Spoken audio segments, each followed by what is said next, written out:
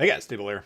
Today we gotta look at the New Orleans for it. There's Einstein. Now his base trait is cruiser traverse speed and slot 1 ingenious, which tells you if you're being targeted.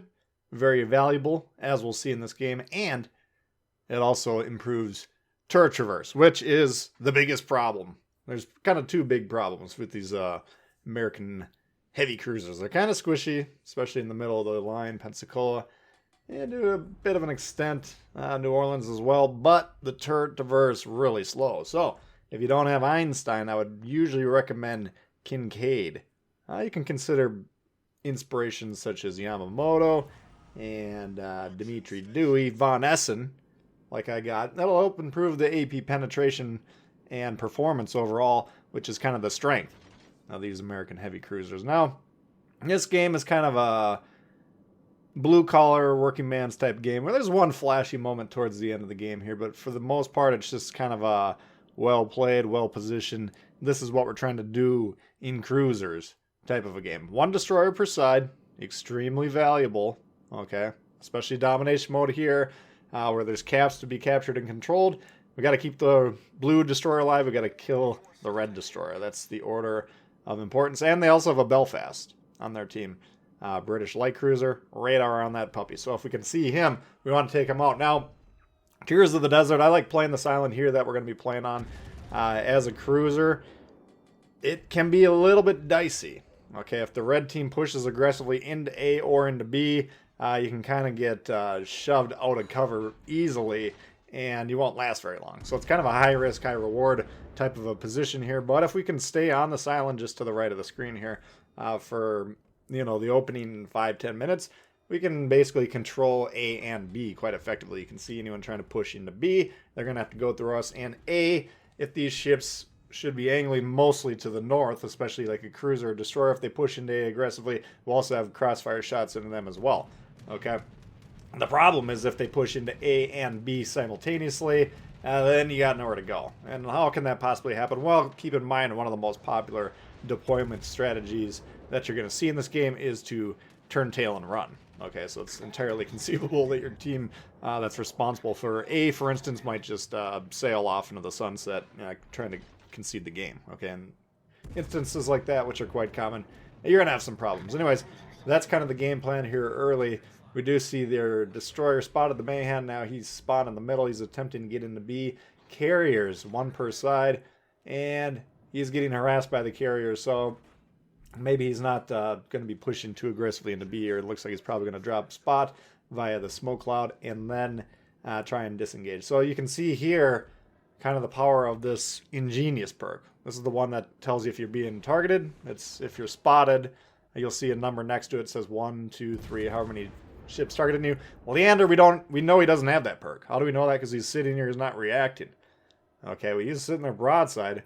He knows he's spotted, but he doesn't know he's being targeted, and he doesn't know he's being targeted by a New Orleans, which can theoretically easily one-shot him. If we hit a few shots into that citadel, a few more into regular penetration range, all of a sudden he can be melted in 1, 2, 3 cells, like we're attempting to do here. Okay, so we know we're not being spotted. We got the smoke cloud in the middle. The planes aren't close enough. But when we do get spotted, and that'll happen from time to time, like right now, as long as we're not being targeted, and you can see there's the 1, there's the 2, okay, well, then we immediately react. We might move just a little bit here and there, trying to throw off any aim, but we know, okay, these guys are aiming at us, and what that means is it's selected, right? If we're pointing at the target, the little circle will go around their ship icon. That improves the gunner's aim, and that means they're basically targeting you. Like right now we're targeting the Ismail. That's what that number means. And it means main guns. So another byproduct of this perk that we're not going to see displayed in this game, but it's quite valuable, is when you're going against destroyers, when they switch to torpedo mode, that number 1 will drop down like it is currently. We're not going to be targeted because it's main guns, not torpedoes. So less well-known benefit to the ingenious perk, but also extremely strong. So there's a lot of benefit to ingenious. You see some tough guys out there saying, I don't need it. I'm so good at this game, I don't need it. I don't need information. That's basically what they're saying. The argument makes no sense, and it's just kind of foolish. But some people will make the argument. If you think there's better options, that's one thing. But to say ingenious is not valuable or you don't need it is Foolish. Okay, so anyway, now that the Ismail's done here, what's the next move? Okay, well, we're moving into a Belfast that we have access to the broadside, moving into the destroyer. We're going to be quite aggressive here, right? At this point in time, we got teammates converging on A. We're about to capture A and then hold B. So even though we're spotted here, and you can see down to the south, there's the Warspite. He was outside of our blue ring, inside of our max firing ring. As soon as we fire, he spots us. That's a risk we're going to take, okay? And we're going to check his ship repeatedly. We'll lock our guns, zoom in on him, and make sure, are those turrets pointing at us? If they are, okay, then we're going to react to that, because we can't weather any incoming fire from a Warspite. I got news for you. But as long as he's not targeting us, we're pushing in, and we're trying to get to the right-hand side of this island directly on the left side of the screen right there, the big Taran Island. If we can cut the Warspite off so he can't return fire, I'm not afraid of the Belfast. If he's loading AP, I can angle at him. If he's loading HE, big deal. I'll out DP him and kill him quicker, even though he's kiting away from me. I'm confident in my ability to take him out, or at least scare him off into the Southern Ocean where he's no longer of consequence, because capturing them, controlling the bases, that's how we win domination mode games. So if he runs away, big deal. No, let him go. Okay, now we did get A, and we are trying to finish this Belfast off. We're also blocked from the Warspite, I do believe. We should probably visually confirm that, but looking on the map, I'm under the impression that we are safe from that guy, and that means we can just sit here and take some shots. He's angling away. He's doing a good job. Looks like he stopped firing his guns as well, so if he shoots those planes down, he's going to drop spots. We shoot, or we load in the AP, or rather the HE for this final salvo here. I'll line up the shot, and once again, if he drops spot, he's a one-shot. If he tries to get back into play, someone else can kill him. Doesn't need to be me, but we do get him there. Okay. Immediately, though, our guns were spinning around trying to prevent this Warspite from getting into B. Now, we pushed over a little bit far into A. I think that's fine. We were pushing into the destroyer, into the cruiser, away from the Warspite. But now that those targets are taken care of, we need to get back into the action. And what's the game plan for the rest of the game? Well, we're up one ship, 3-4, no big deal, though. We're up 2-1 caps. That's the big deal. But they are moving the Warspite into B now. He's got shots coming from all angles, and he doesn't have much health left. So we're not worried about him capturing B necessarily. You know, we just want to make sure he doesn't do it. But what we want to be doing here now is setting up to prevent the guys that are on C from moving into B, okay? We don't care about the carrier in general, okay? The carriers are going to be annoying. They'll keep buffing them. Someday they'll be super strong, and then maybe we'll be forced to deal with them more directly. But in the meantime, they're less valuable targets. They're backline Bettys who just gradually deal damage to whoever they want to deal damage to, in addition to spotting destroyers. That's basically what they do, or spot for the team in general. But these guys, they can start shooting their way in here, start sinking ships, some ships, and capturing B, which is what they need to do desperately. They need to do that as quick as possible to stem the bleeding, because we're getting 2 points for every one that they're getting in the background. Okay, so the longer that goes on, the less options they have to do to win on scoring, and the more they're forced to have to kill everyone on our team, which becomes harder and harder, you know, the more ships we got. Okay, so you ignore the caps, you ignore the background scoring at your own peril. That increases the difficulty of the game. But here's what we're doing. We're not charging in there. Once again, we're back on, I think this is the island that we started on, or it's one over. But just another little island that we can fire from cover here. And look at this. I love seeing this. North Carolina, Atlanta ramming each other. It's a disaster when it's on your team. North Carolina is effectively killing the Atlanta. He's forcing them to be broadside here. We discharge our golden load on the North Carolina, get a little bit of damage, immediately switch over to the AP. Atlanta, he's backing up. He's trying to angle, doing what he can. He's shooting because he knows he's in trouble. And check this out. Tight grouping. Whammo, he gone!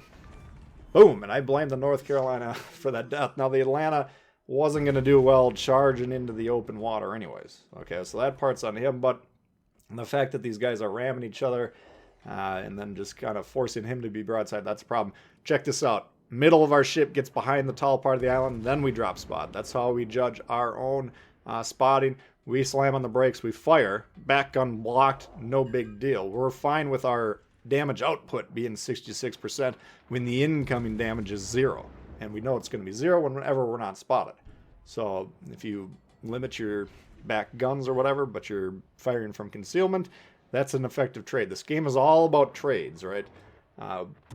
1v1, who's trading damage better. Okay, if we're in a 3v3, but one group of 3 is shooting one ship and the other group of 3 are each shooting an individual ship on the enemy team, then it's 3v1 and it's a 1v1v1. Okay, so you can see who's going to trade better in those situations, and the guys that are targeting the one ship should win every time. So trades are how you should conceptually be visualizing dealing damage. We're trying to limit how much damage they can deal us by knocking out their guns, angling our armor against them, using cover, whatever. You know, we want to limit the damage coming our way, limit their effectiveness in their trading, and maximize the damage we can get by looking for crossfires, using the correct shells, whatever else. Okay, so trades are the name of the game, and whoever trades more effectively is going to generally win the fight. So you can see this New Orleans here.